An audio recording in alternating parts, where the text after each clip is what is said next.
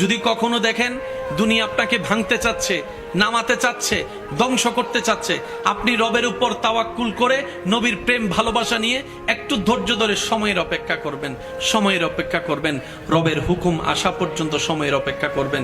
মনে রাখবেন, ভাঙ্গা জিনিসগুলাকে আল্লাহ এমন ভাবে সুন্দর করে নতুন করে সাজাবে, আপনাকে এমন সুন্দর জীবন দান করবে, যারা আপনাকে নামাতে চেয়েছিল তারা আপনি পর্যন্ত আর পৌঁছাতে পারবে না। সুবহানাল্লাহ। যারা আপনাকে টেনে ধরে নামাতে চেয়েছে তারা অনেক পিছনে পড়ে থাকবে, আপনি রবের রহমত নিয়ে অনেক দূরে এগিয়ে থাকবেন। মনে রাখবেন, শুধু একটু সয়ে যাবেন, একটু ধৈর্য ধরে থাকবেন, একটু সহ্য করে চুপ করে থাকবেন। যত সইবেন তত পাইবেন, যত সইবেন তত পাইবেন।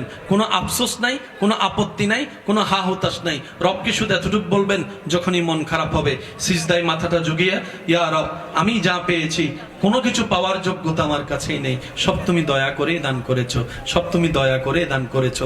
একটা জিনিস পাওয়ার যোগ্যতা আমার নাই, এই চোখ পাওয়ার মতো যোগ্যতা আমার কাছে নেই, এই কান শোনার মতো কান আমার কাছে নাই। আল্লাহ, কোনো কিছুরই পাওয়ার যোগ্যতা নাই, তুমি দয়া করে দেখার জন্য দুইটা চোখ দিয়েছো, তোমার দরবারে শুকরিয়া। সুবহানাল্লাহ। তুমি শোনার জন্য দুইটা কান দিয়েছো রব, তোমার দরবারে শুকরিয়া। কিভাবে শুকরিয়া আদায় করবো রব? আমার কাছে ভাষা নাই। হাজার গুনাহ করেছি, তুমি রিজিক বন্ধ করে দাও নাই। ফজরের নামাজ পড়ি নাই, ঘুম থেকে উঠার আগে তুমি তো আমার জন্য নাস্তার ব্যবস্থা করে দিয়েছো। সুবহানাল্লাহ। আল্লাহ, এত গুনাহ করেছি, এত নাফরমানি করেছি, তারপরে তুমি বারবার ডেকেছো, বারবার করে ডেকেছো, বারবার করে ডেকেছো। কুল ইয়া ইবাদিয়াল্লাযিনা আসরাফু আলা আনফুসিহিম লা তাকনাতু মির রাহমাতিল্লাহ।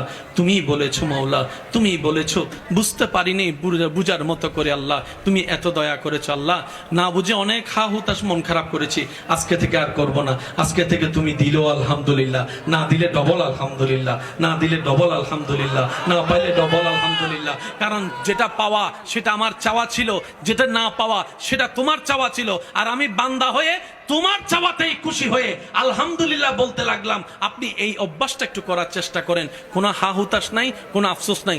আলহামদুলিল্লাহ, আলহামদুলিল্লাহ, আলহামদুলিল্লাহ, আলহামদুলিল্লাহ। এবার রব্বুল আলামিন আপনার এই আলহামদুলিল্লাহ যদি রবের দরবারে একবার কবুল হয়ে যায়, লা ইন শাকারতুম লা আযীদান্নাকুম আয়াত আপনার উপর চলে আসবে নিয়ামত হয়ে। বলেন না সুবহান।